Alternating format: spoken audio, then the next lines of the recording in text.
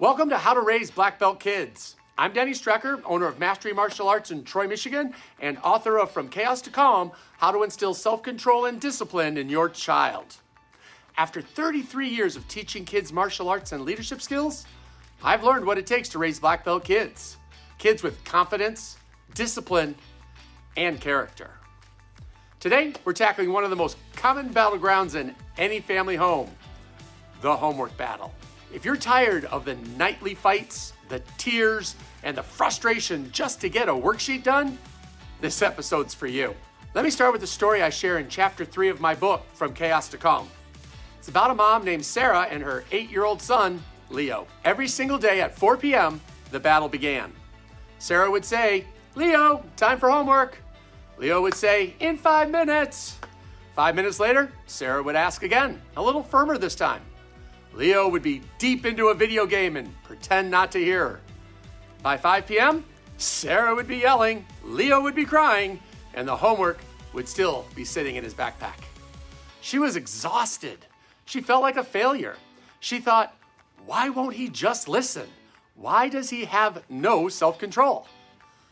But here's the secret I shared with her, and it's a foundation for winning the homework battle. Stop managing the child and start managing the environment. Your child doesn't have a homework problem. They have a structure problem. They have a routine problem. In martial arts, we don't just tell a student to have discipline.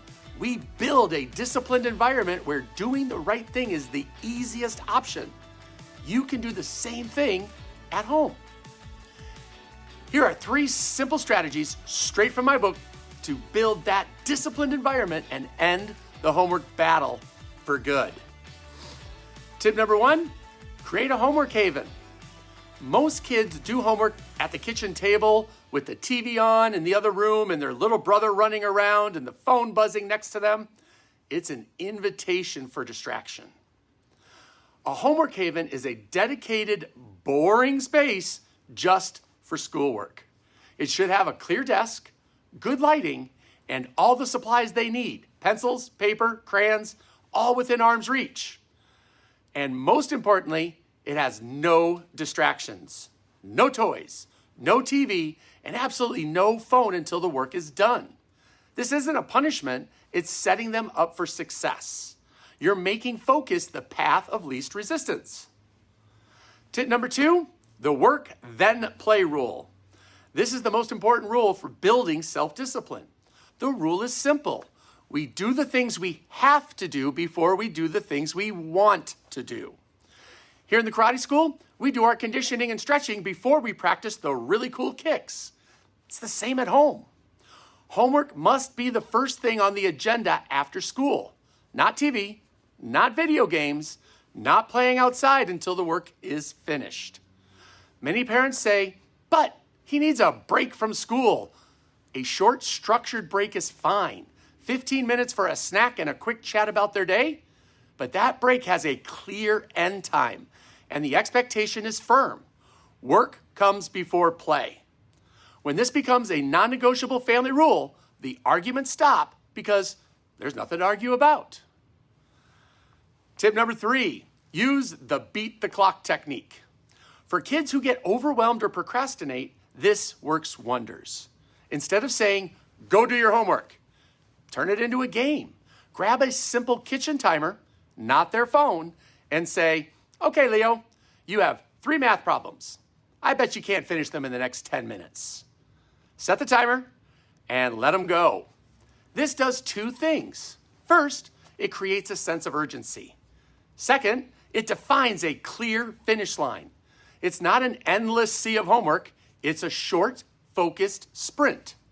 You'll be amazed how a little bit of friendly competition against the clock can motivate a child to focus and get the work done. So, what happened with Sarah and Leo?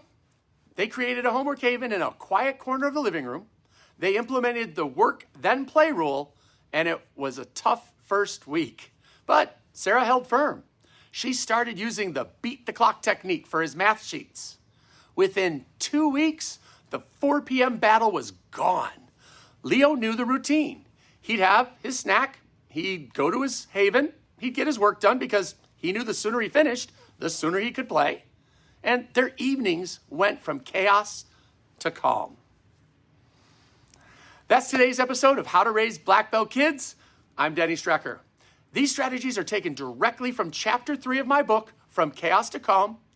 For the complete guide with all 10 chapters on building discipline and self-control, check it out on Amazon. The link is in the description below. And if you're in the Troy, Michigan area and you want to raise a black belt kid, visit masterymi.com for a free 2-week trial. Thanks for watching, and I'll see you in the next episode.